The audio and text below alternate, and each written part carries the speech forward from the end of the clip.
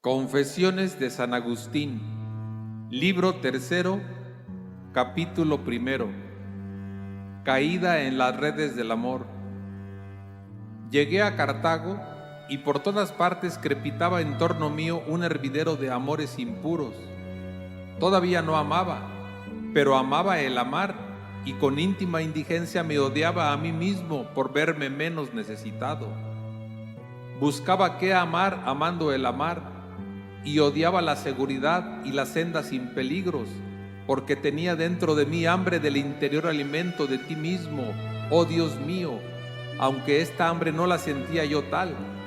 Antes estaba sin apetito alguno de los manjares incorruptibles, no porque estuviera lleno de ellos, sino porque, cuanto más vacío, tanto más hastiado me sentía. Y por eso no se hallaba bien mi alma, y llagada, se arrojaba fuera de sí, ávida de restregarse miserablemente con el contacto de las realidades sensibles, las cuales, si no tuvieran alma, no serían ciertamente amadas. Amar y ser amado era la cosa más dulce para mí, sobre todo si podía gozar del cuerpo del amante. De este modo, manchaba la vena de la amistad con las inmundicias de la concupiscencia y oscurecía su candor con los vapores tartáreos de la lujuria. Y con ser tan torpe y deshonesto, deseaba con afán, rebosante de vanidad, pasar por elegante y cortés. Caí también en el amor en que deseaba ser atrapado, pero oh Dios mío, misericordia mía, con cuánta hiel no rociaste aquella mi suavidad, y cuán bueno fuiste en ello. Porque al fin fui amado, y llegué privadamente al vínculo del placer, y me dejé atar alegre con ligaduras trabajosas, para ser luego azotado con las varas candentes de hierro de los celos, sospechas, temores, iras y contiendas. Capítulo segundo. Afición al teatro. Me arrebataban los espectáculos teatrales, llenos de imágenes de mis miserias y de incentivos del fuego de mi pasión. Pero, ¿qué será que el hombre quiera en ellos sentir dolor cuando contempla cosas tristes y trágicas que en modo alguno quisiera padecer? Con todo, quiere el espectador sentir dolor con ellas, y aún este dolor es su deleite. ¿Qué es esto sino una incomprensible locura? Porque tanto más se conmueve uno con ellas, cuanto menos libre se está de semejantes afectos. Bien que cuando uno las padece se llamen miserias, y cuando se compadecen en otros, misericordia. Pero, ¿qué misericordia puede darse en cosas fingidas y escénicas? Porque allí no se provoca al espectador a que socorra a alguien, sino que se le invita a condolerse solamente, favoreciendo tanto más al autor de aquellas ficciones, cuanto es mayor el sentimiento que siente con ellas. De donde nace que si tales desgracias humanas sean tomadas de las historias antiguas, sean fingidas, se representan de forma que no causen dolor al espectador. Este se marcha de ahí aburrido y murmurando, pero si al contrario siente dolor en ellas, permanece atento y contento. Luego, ¿se aman las lágrimas y el dolor? Ciertamente que todo hombre quiere gozar, mas no agradando a nadie ser miserable, y siendo grato a todo ser misericordioso, y no pudiendo ser esto sin sentir dolor. ¿No será esta la causa verdadera por qué se amen los dolores? También esto viene de la vena de la amistad, pero ¿a dónde va? ¿Hacia qué parte fluye? ¿Por qué corre el torrente de la pez hirviendo a los ardores horribles de negras liviandades en las que aquella se muda y vuelve por voluntad propia, alejada y privada de su celestial serenidad? Luego, ¿habrá que rechazar la compasión? De ningún modo. Preciso será, pues, que alguna vez se amen los dolores, mas guárdate en ellos de la impureza, alma mía, bajo la tutela de mi Dios, el Dios de nuestros padres, alabado y ensalzado por todos los siglos. Guárdate de la impureza, porque ni aun al presente me hallo exento de tal compasión. Pero entonces me complacía en los teatros con los amantes, cuando ellos se gozaban en sus torpezas, aun cuando éstas se ejecutasen solo imaginariamente en juego escénico. Y así, cuando alguno de ellos se perdía, me contristaba cuasi misericordioso, y lo uno y lo otro me deleitaba. Pero ahora tengo más compasión del que se goza en sus pecados que del que padece recias cosas por la carencia de un pernicioso deleite o la pérdida de una mísera felicidad. Esta misericordia es ciertamente más verdadera, pero en ella el dolor no causa deleite, porque si bien es cierto que merece aprobación quien por razón de caridad se compadece del miserable, sin embargo, quien es verdaderamente compasivo quisiera más que no hubiera de qué dolerse, porque así como no es posible que exista una benevolencia malévola, tampoco lo es que haya alguien verdadera y sinceramente misericordioso que desee haya miserables para tener de quién compadecerse. Hay pues algún dolor que merece aprobación, ninguno que merezca ser amado. Por eso tú, Dios mío, que amas las almas mucho más copiosa y elevadamente que nosotros, te compadeces de ella de modo mucho más puro por no sentir ningún dolor. Pero, ¿quién será capaz de llegar a esto? Pero yo, desventurado, amaba entonces el dolor y buscaba motivos de tenerle cuando en aquellas desgracias ajenas, falsas y mímicas, me agradaba tanto más la acción del histrión y me tenía tanto más suspenso cuanto me hacía derramar más copiosas lágrimas. Mas, qué maravilla era que yo, infeliz ovejuela descarriada de tu rebaño, por no sufrir tu guarda, estuviera plagado de roña asquerosa. De aquí nacían sin duda los deseos de aquellos sentimientos de dolor que sin embargo no quería que me penetrasen muy adentro, porque no deseaba padecer cosas como las representadas, sino que aquellas, oídas o fingidas, como que me rascasen por encima, más semejantemente a los que se rascan con las uñas, solía terminar produciéndome un tumor abrasador y una horrible postema y podredumbre. Tal era mi vida, pero ¿era esto vida, Dios mío? Capítulo 3. Aversión a los eversores.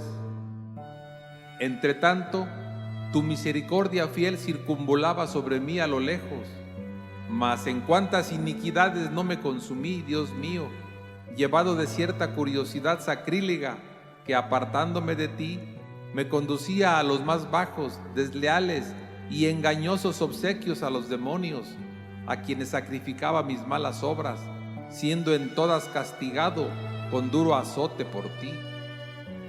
Tuve también la osadía de apetecer ardientemente y negociar el modo de procurarme frutos de muerte en la celebración de una de tus solemnidades y dentro de los muros de tu iglesia. Por ello me azotaste con duras penas, aunque comparadas con mi culpa no era nada. Oh tú, grandísima misericordia mía, Dios mío y refugio mío contra los terribles malhechores, con quienes vagué con el cuello erguido, alejándome cada vez más de ti, amando mis caminos y no los tuyos, amando una libertad fugitiva. Tenían aquellos estudios que se llaman honestos o nobles por blanco y objetivo las contiendas del foro, y hacer sobresalir en ellas tanto más laudablemente cuanto más engañosamente. Tanta es la ceguera de los hombres, que hasta de su misma ceguera se glorían. Y ya había llegado a ser el mayor, el primero de la escuela de retórica, y me gozaba de ellos soberbiamente, y me hinchaban de orgullo. Con todo, tú sabes, Señor, que yo era mucho más pacato que los demás, y totalmente ajeno a las gamberradas de los eversores, nombre siniestro y diabólico que llegó a convertirse en vitola de elegancia, y entre los cuales yo vivía con impudente pudor por no ser uno de tantos. Es verdad que andaba con ellos y me gozaba a veces con sus amistades, pero siempre aborrecí sus hechos, esto es, las calaveradas con que impunemente sorprendían y ridiculizaban la candidez de los novatos, sin otro fin que el de tener el gusto de burlarles y fomentar a costa ajena sus malévolas alegrías. Nada hay más parecido que este hecho a los actos de los demonios, por lo que ningún nombre les cuadra mejor que el de eversores o perversores, por ser ellos antes trastornados y pervertidos totalmente por los espíritus malignos, que así los burlan y engañan, sin saberlo, en aquello mismo en que desean reírse y engañar a los demás. Capítulo 4. Lectura del Hortensio. Entre estos tales estudiaba yo entonces, en tan flaca edad, los libros de la elocuencia, en la que deseaba sobresalir, con el fin condenable y vano de satisfacer la vanidad humana. Mas siguiendo el orden usado en la enseñanza de tales estudios, llegué a un libro de un tal Cicerón, cuyo lenguaje casi todos admiran, aunque no así su fondo. Este libro contiene una exhortación suya a la filosofía y se llama El Hortensio. Semejante libro cambió mis afectos y mudó hacia ti, Señor, mis súplicas, e hizo que mis votos y deseos fueran otros. De repente apareció a mis ojos vil toda esperanza vana, y con increíble ardor de mi corazón suspiraba por la inmortalidad de la sabiduría, y comencé a levantarme para volver a ti, porque no era para pulir el estilo, que es lo que parecía debía comprar yo con los dineros maternos en aquella edad de mis 19 años, haciendo 2 que había muerto mi padre. No era, repito, para pulir el estilo para lo que yo empleaba la lectura de aquel libro, ni era la elocución lo que a ella me incitaba, sino lo que decía. Cómo ardía, Dios mío, cómo ardía en deseos de remontar el vuelo de las cosas terrenas hacia ti, sin que yo supiera lo que entonces tú obrabas en mí, porque en ti está la sabiduría. Y el amor a la sabiduría tiene un nombre en griego que se dice filosofía, al cual me encendían aquellas páginas. No han faltado quienes han engañado sirviéndose de la filosofía, coloreando y encubriendo sus errores con nombre tan grande, tan dulce y honesto. Mas casi todos los que en su tiempo y en épocas anteriores hicieron tal, están notados y descubiertos en dicho libro. También se pone allí de manifiesto aquel saludable aviso de tu espíritu, dado por medio de tu siervo bueno y pío, Pablo. Ved que no os engañe nadie con vanas filosofías y argucias seductoras, según la tradición de los hombres, según la tradición de los elementos de este mundo y no según Cristo, porque en él habita corporalmente toda la plenitud de la divinidad. Mas entonces, tú lo sabes bien, luz de mi corazón, cómo aún no conocía yo el consejo de tu apóstol, solo me deleitaba en aquella exhortación, el que me excitaba, encendía e inflamaba con su palabra a amar, buscar, lograr, retener y abrazar fuertemente no esta o aquella secta, sino la sabiduría misma, estuviese donde quiera. Solo una cosa me resfriaba tan gran incendio, y era el no ver allí escrito el nombre de Cristo, porque este nombre, Señor, este nombre de mi Salvador, tu Hijo, lo había yo por tu misericordia bebido piadosamente con la leche de mi madre, y lo conservaba en lo más profundo del corazón. Y así, cuanto estaba escrito sin este nombre, por muy verídico, elegante y erudito que fuese, no me arrebataba del todo. Capítulo 5. El primer sabor de las Escrituras. En vista de ello, decidí aplicar mi ánimo a las Santas Escrituras y ver qué tal eran. Mas he aquí que veo una cosa no hecha para los soberbios, ni clara para los pequeños, algo que de entrada es humilde, pero en su interior sublime y velada de misterios. y yo no era tal que pudiera entrar por ella o doblar la cerviz a su paso por mí. Sin embargo, al fijar la atención en ellas, no pensé entonces lo que ahora digo, sino simplemente me parecieron indignas de parangonarse con la majestad de los escritos de Tulio. Mi hinchazón recusaba su estilo y mi mente no penetraba su interior. Con todo, las escrituras eran tales que habían de crecer con los pequeños, mas yo me desdeñaba de ser pequeño e hinchado de soberbia, me creía grande. Capítulo 6. Cae en los engaños maniqueos. De este modo, vine a dar con unos hombres que deliraban soberbiamente, carnales y habladores en demasía, en cuya boca hay lazos diabólicos y una liga viscosa hecha con las sílabas de tu nombre, del de nuestro Señor Jesucristo y del de nuestro Paráclito y Consolador, el Espíritu Santo. Estos nombres no se apartaban de sus bocas, pero solo en el sonido y ruido de la boca, pues en lo demás su corazón estaba vacío de toda verdad. Decían, verdad, verdad, y me lo decían muchas veces, pero jamás se hallaba en ellos.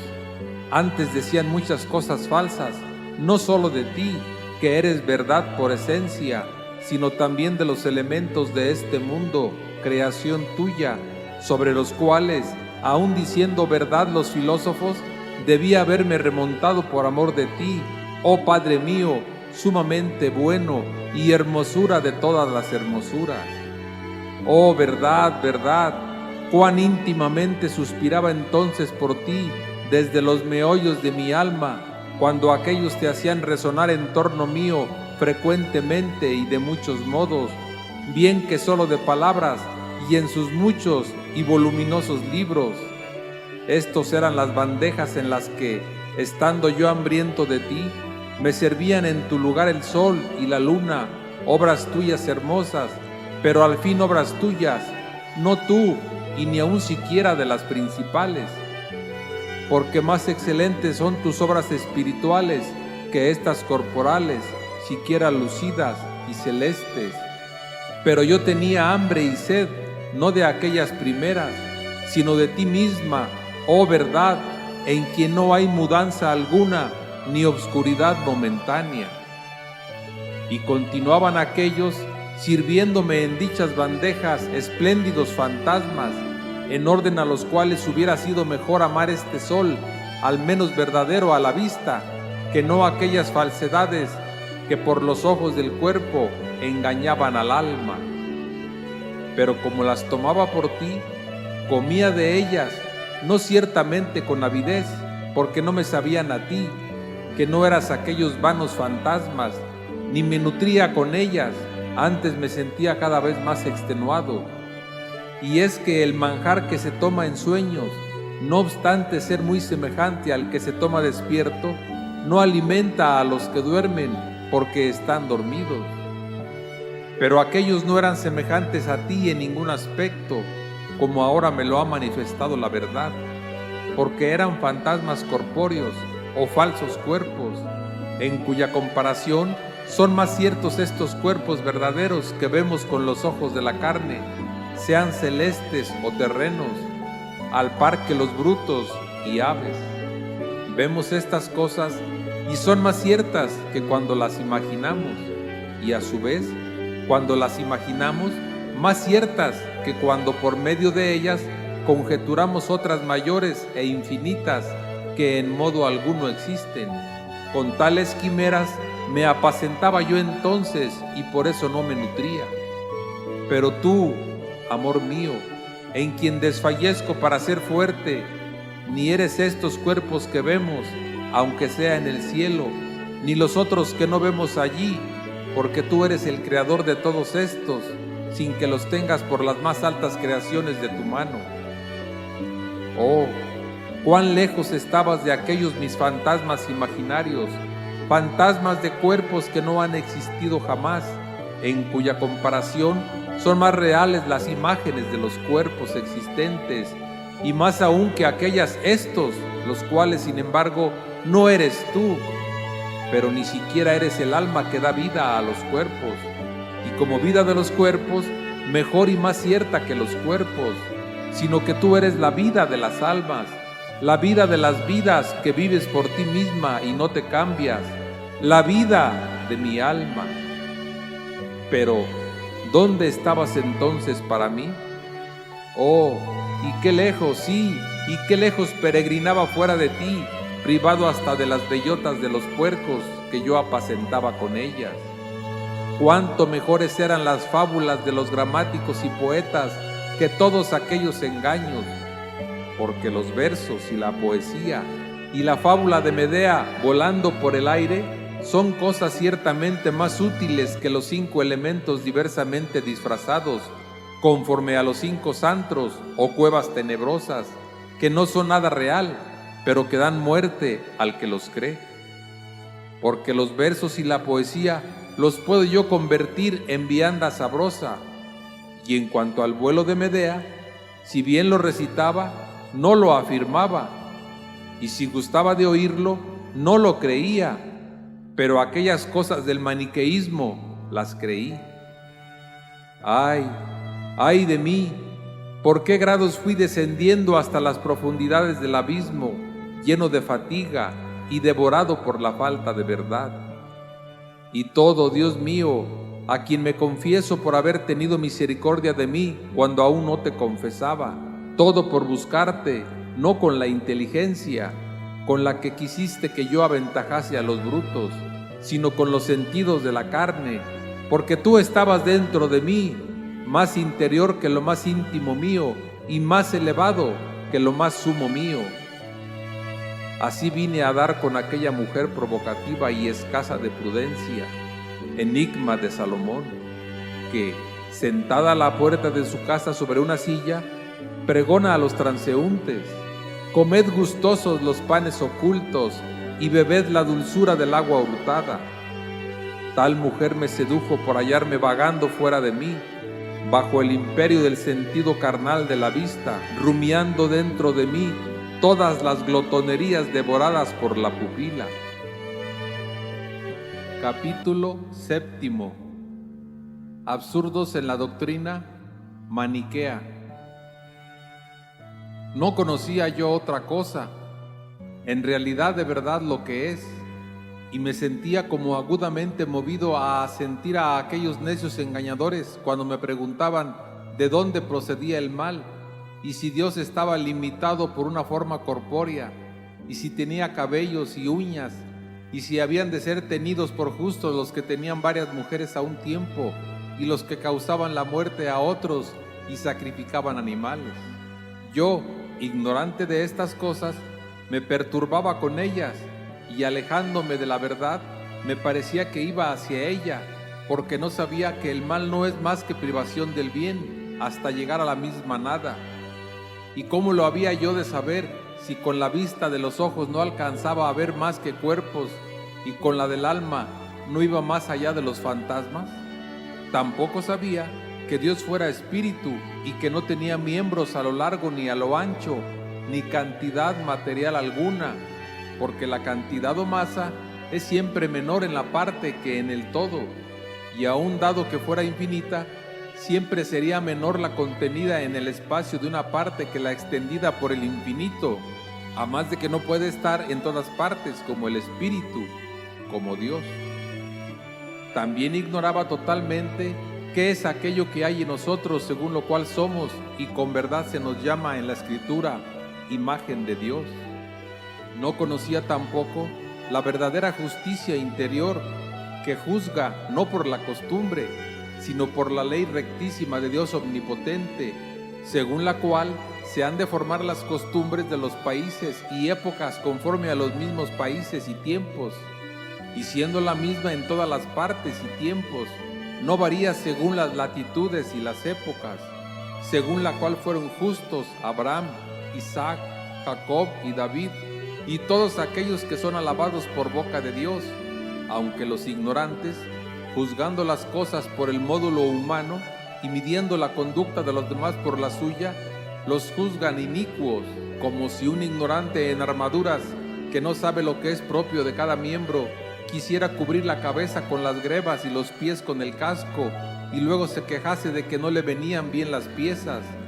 O como si otro se molestase de que en determinado día, declarado fiesta laboral desde mediodía en adelante, no se le permitiera vender la mercancía por la tarde que se le permitió por la mañana, o porque ve que en una misma casa se permite tocar el menaje a un esclavo cualquiera, lo que no se consiente al que asiste a la mesa, o porque no se permite hacer ante los comensales lo que se hace tras los pesebres, o finalmente se indignase porque, siendo una la vivienda y una la familia, no se distribuyesen las cosas a todos por igual. Tales son los que se indignan cuando oyen decir que en otros siglos se permitieron a los justos cosas que no se permiten a los justos de ahora, y que mandó Dios a aquellos una cosa y a estos otra, según la diferencia de los tiempos, sirviendo unos y otros a la misma norma de santidad. Y no echan de ver estos que en un mismo hombre y en un mismo día y en la misma hora, en la misma casa conviene una cosa a un miembro y otra a otro, y que lo que poco antes fue lícito, en pasando la hora no lo es, y que lo que en una parte se concede, justamente se prohíbe y castiga en otra. Diremos por esto que la justicia es varia y mudable. Lo que hay es que los tiempos que aquella preside y rige no caminan iguales porque son tiempos. Sin embargo, los hombres cuya vida sobre la tierra es breve, como no saben compaginar las causas de los siglos pasados y de las gentes que no han visto ni experimentado con las que ahora ven y experimentan, y por otra parte ven fácilmente lo que en un mismo cuerpo y en un mismo día y en una misma casa conviene a cada miembro, a cada tiempo, a cada parte y a cada persona, condenan las cosas de aquellos tiempos, en tanto que aprueban las de estos. Ignoraba yo entonces estas cosas y no las advertía, y aunque por todas partes me daban en los ojos, no las veía, y aunque veía cuando declamaba algún poema que no me era lícito poner un pie cualquiera en cualquiera parte del verso, sino en una clase de metro unos y en otras otros, y en un mismo verso no siempre y en todas sus partes el mismo pie, y que el arte mismo conforme al cual declamaba, no obstante mandar cosas tan distantes, no era diverso en cada parte, sino uno en todas ellas. Con todo, no veía cómo la justicia a la que sirvieron aquellos buenos y santos varones podía contener simultáneamente de modo mucho más excelente y sublime preceptos tan diversos sin variar en ninguna parte, no obstante que no manda y distribuye a los diferentes tiempos todas las cosas simultáneamente, sino a cada uno las que le son propias. Y ciego, reprendía a aquellos piadosos patriarcas que no solo usaron del presente como se lo mandaba e inspiraba Dios, sino que también anunciaban lo porvenir conforme Dios se lo revelaba. Capítulo 8. La moral fundamental no es mudable. ¿Acaso ha sido alguna vez o en alguna parte ser injusto amar a Dios de todo corazón, con toda el alma y con toda la mente, y amar al prójimo como a uno mismo? Así pues, todos los pecados contra naturaleza, como fueron los de los sodomitas, han de ser detestados y castigados siempre y en todo lugar, los cuales, aunque todo el mundo los cometiera, no serían menos reos de crimen ante la ley divina, que no ha hecho a los hombres para usar tan torpemente de sí, puesto que se viola la sociedad que debemos tener con Dios cuando dicha naturaleza, de la que Él es autor, se mancha con la perversidad de la libertad. Respecto a los pecados que son contra las costumbres humanas, también se han de evitar según la diversidad de las costumbres, a fin de que el concierto mutuo entre pueblos o naciones, firmado por la costumbre o la ley, no se quebrante por ningún capricho de ciudadano o forastero, porque es indecorosa la parte que no se acomoda al todo. Pero cuando Dios manda algo contra estas costumbres o pactos, sean cuales fueren, deberá hacerse, aunque no se haya hecho nunca. Y si se dejó de hacer, ha de instaurarse. Y si no estaba establecido, se ha de establecer, porque si es lícito a un rey mandar en la ciudad que gobierna cosas que ninguno antes de él, ni aun él mismo había mandado, y no es contra el bien de la sociedad obedecerle, antes lo sería el no obedecerle, por ser ley primordial de toda sociedad humana, obedecer a sus reyes. ¿Cuánto más deberá ser Dios obedecido sin titubeos en todo cuanto ordenare, como Rey del universo? Porque así como entre los poderes humanos la mayor potestad es antepuesta a la menor en orden a la obediencia, así Dios lo ha de hacer de todos.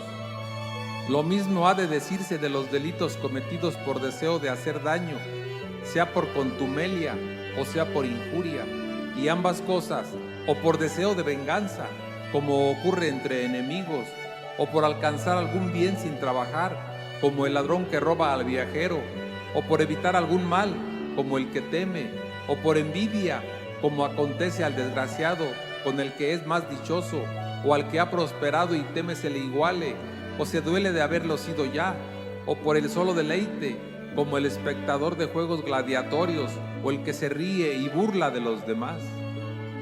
Estas son las cabezas o fuentes de iniquidad que brotan de la concupiscencia de mandar, ver o sentir, ya sea de una sola, ya de dos, ya de todas juntas, y por las cuales se vive mal. Oh Dios altísimo y dulcísimo, contra los 3 y 7, cual salterio de 10 cuerdas, tu decálogo. Pero, ¿qué pecados puede haber en ti que no sufres corrupción? ¿O qué crímenes pueden cometerse contra ti, a quien nadie puede hacer daño? Pero lo que tú vengas es lo que los hombres perpetran contra sí, porque hasta cuando pecan contra ti, obran impiamente contra sus almas y se engaña a sí misma su iniquidad, ya corrompiendo y pervirtiendo su naturaleza, la cual has hecho y ordenado tú, ya usando inmoderadamente de las cosas permitidas, ya deseando ardientemente las no permitidas, según el uso que es contra naturaleza. También se hacen reos del mismo crimen quienes de pensamiento y de palabra se enfurecen contra ti y dan coces contra el aguijón, o cuando, rotos los frenos de la humana sociedad, se alegran, audaces, con privadas conciliaciones o desuniones, según que fuere de su agrado o disgusto. Y todo esto se hace cuando eres abandonado tú, fuente de vida, único y verdadero creador y rector del universo, y con privada soberbia se ama en la parte una falsa unidad.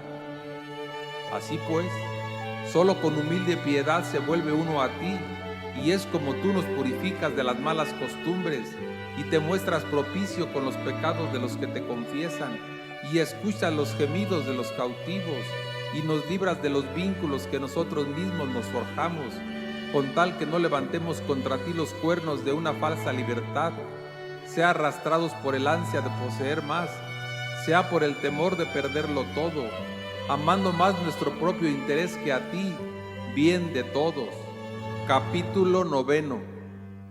Diferencia de pecados.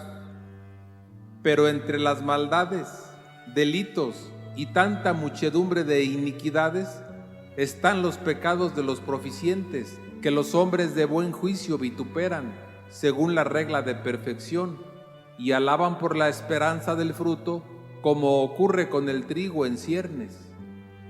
Otras cosas hay semejantes a los pecados o delitos, y que no lo son, porque ni te ofenden a ti, Señor Dios nuestro, ni son tampoco contra la sociedad humana, como acontece cuando se procuran algunas cosas convenientes para el uso de la vida y las circunstancias, y no se sabe si ello nace o no del apetito de poseer, o cuando se castiga a algunos con deseo de que se corrijan en uso de la potestad ordinaria, y no se sabe si es o no por el gusto de mortificar. De aquí sucede que muchas realidades que parecen a los hombres vituperables son aprobadas por tu testimonio, y muchas alabadas por los hombres son condenadas por ti, su testigo, por ser con frecuencia una cosa las apariencias del hecho y otra el ánimo del que obra y las circunstancias secretas del tiempo. Pero cuando tú mandas de repente algo inusitado e imprevisto, aun cuando lo hayas prohibido alguna vez, aun cuando ocultes por algún tiempo la causa de tu mandato, aun cuando sea contra el pacto de algunos hombres de la sociedad, ¿quién dudará de que se ha de hacer, siendo justa la sociedad humana que te sirve? Pero felices los que saben que tú lo has mandado, porque los que te sirven lo hacen todo, o porque así lo requiere el tiempo presente, o para significar lo porvenir. Capítulo 10. Ridiculeces maniqueas. Desconocedor yo de estas cosas, me reía de aquellos tus santos siervos y profetas. Pero, ¿qué hacía yo cuando me reía de ellos, sino hacer que tú te rieses de mí, dejándome caer insensiblemente y poco a poco en tales ridiculeces que llegara a creer que el higo, al arrancarlo de la higuera, tanto éste como su madre el árbol, lloran lágrimas lácteas? ¿Y qué si algún santón de la secta comía dicho higo, arrancado no por culpa propia, sino ajena, y lo incorporaba a sus entrañas? Ocurría que entre los gemidos y eructos acaecidos durante la oración, exhalaba ángeles y aún partículas de Dios. Y tales partículas del sumo y verdadero Dios habrían quedado ligadas siempre en aquel fruto de no haber sido liberadas por el diente y vientre del santo electo. También creí, miserable, que se debía tener más misericordia con los frutos de la tierra que con los hombres, por los que han sido creados, porque si alguno estando hambriento, que no fuese maniqueo, me los hubiera pedido, me parecía que el dárselos era como condenar a pena de muerte aquel bocado. Capítulo 11. El sueño consolador de Santa Mónica. Pero enviaste tu mano de lo alto y sacaste mi alma de este abismo de tinieblas. Entretanto, mi madre, fiel sierva tuya, lloraba en tu presencia mucho más que las demás madres suelen llorar la muerte corporal de sus hijos, porque veía ella mi muerte con la fe y espíritu que había recibido de ti. Y tú la escuchaste, Señor, tú la escuchaste, y no despreciaste sus lágrimas, que corriendo abundantes regaban el suelo allí donde hacía oración. Sí, tú la escuchaste. ¿Por qué? ¿De dónde sino aquel sueño con que la consolaste, viniendo por ello a readmitirme en su compañía y mesa, ella que había comenzado a negarme ante la aversión y detestación provocadas por las blasfemias de mi error? Soñó, en efecto, estar de pie sobre una regla de madera y a un joven resplandeciente, alegre y risueño que venía hacia ella, toda triste y afligida. Al preguntarle este joven por la causa de su tristeza y de sus lágrimas diarias, no por ánimo de enterarse como ocurre ordinariamente, sino para aconsejarla, y ella a su vez le respondiese que lloraba mi perdición, le mandó que se tranquilizase y que observara cómo donde ella estaba allí, estaba yo también. Y cuando ella fijó su vista, me vio junto a ella de pie sobre la misma regla. ¿Qué explicación darle a este hecho, sino que tú tenías tus oídos aplicados a su corazón? Oh tú omnipotente y bueno, que así cuidas de cada uno de nosotros, como si no tuvieras más que cuidar, y así de todos como de cada uno. ¿Y de dónde también le vino que, contándome mi madre esta visión, y queriéndola yo persuadir de que significaba lo contrario, y que no debía desesperar de que algún día sería ella también lo que yo era al presente, al punto, sin vacilación alguna, me respondió? No me dijo, donde él está, ahí estás tú, sino donde tú estás, ahí está él. Confieso, Señor, y muchas veces lo he dicho, que a lo que yo me acuerdo, me movió más esta respuesta de mi avispada madre, por no haberse turbado con una explicación errónea tan verosímil y haber visto lo que debía verse, y que yo ciertamente no había visto antes que ella me lo dijese. que el mismo sueño con el cual anunciaste a esta piadosa mujer con mucho tiempo de antelación, a fin de consolarla en su inquietud presente, un gozo que no había de realizarse, sino mucho tiempo después.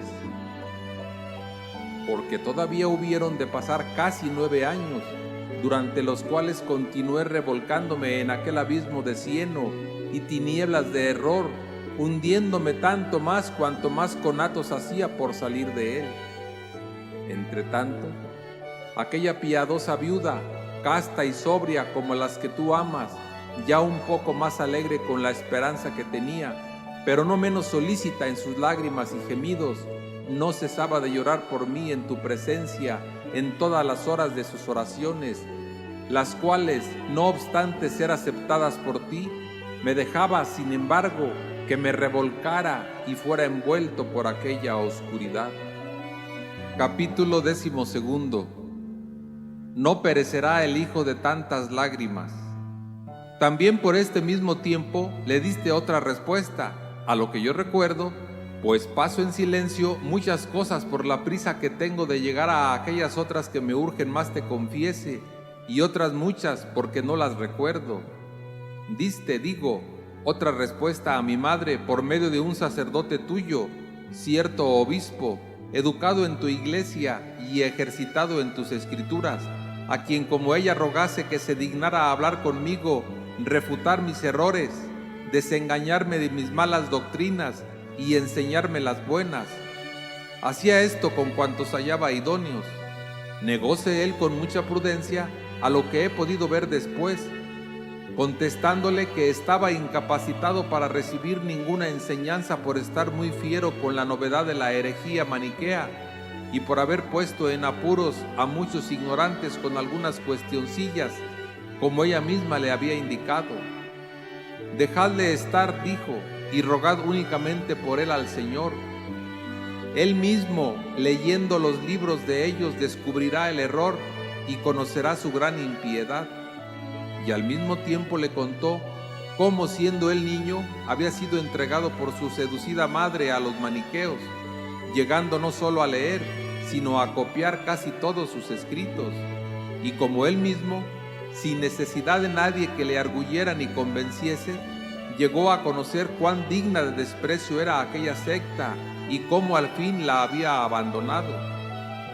Pero dicho esto, como no se aquietara, sino que instase con mayores ruegos y más abundantes lágrimas a que se viera conmigo y disputase sobre dicho asunto, él, cansado ya de su importunidad, le dijo: vete en paz, mujer, así Dios te dé vida, que no es posible que perezca el hijo de tantas lágrimas. Respuesta que ella recibió, según me recordaba muchas veces en sus coloquios conmigo, como venida del cielo.